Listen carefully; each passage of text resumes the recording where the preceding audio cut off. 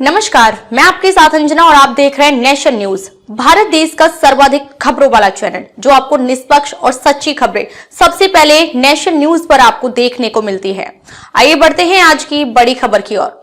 विधानमंडल में सार्थक मुद्दों पर होनी चाहिए चर्चा, सीएम योगी ने कहा। विधायी कार्य के साथ अनुपूरक बजट भी होगा पेश। मुख्यमंत्री योगी आदित्यनाथ ने कहा है कि विधानमंडल के शीतकालीन सत्र में सार्थक मुद्दों पर चर्चा होनी चाहिए। प्रधानमंत्री नरेंद्र मोदी के नेतृत्व में उत्तर प्रदेश ने विकास व सुरक्षा के नए प्रतिमान स्थापित किए हैं। उन्होंने सभी पक्षों से अपील की है कि सदन की कार्यवाही सुगमता से संचालित करने में सहयोग करें, जिससे प्रदेश के विकास से जुड़े महत्वपूर्ण सुझाव और मुद्दों को भी सदन में रखा जा सके।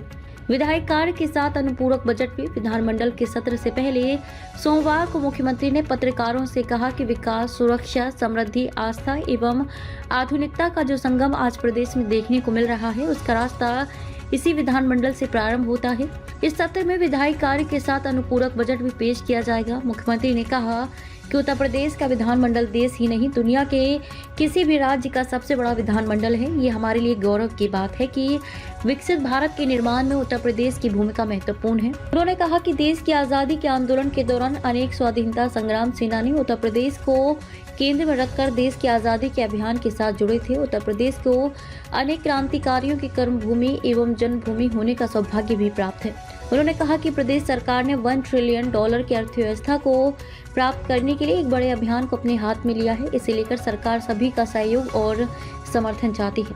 उन्होंने कहा कि ये हमारे लिए गौरव का क्षण होगा जब प्रयागराज में अगले वर्ष 13 जनवरी से 26 फरवरी के मध्य दुनिया का सबसे बड़ा आध्यात्मिक व सांस्कृतिक समागम महाकुंभ का आयोजन होने जा रहा है।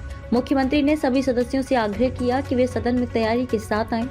नौजवानों, किसानों, महिलाओं, प्रदेश की समृद्धि और सुरक्षा से जुड़े मुद्दों पर चर्चा के लिए सरकार तैयार है। उन्होंने सदन के सुगमता पूर्वक संचालन के लिए सभी के सहयोग की अपील करते हुए कहा कि विधानमंडल लोकतंत्र का महत्वपूर्ण स्तंभ है। अब तक के लिए बस इतना ही, फिर मिलते हैं कैसे ही बड़ी खबर के साथ। तब तक के लिए नमस्कार और देखते रहिए नेशन न्यूज। ताजा अपडेट के लिए हमारे YouTube चैनल व Facebook पेज को लाइक, सब्सक्राइब जरूर करें। धन्यवाद।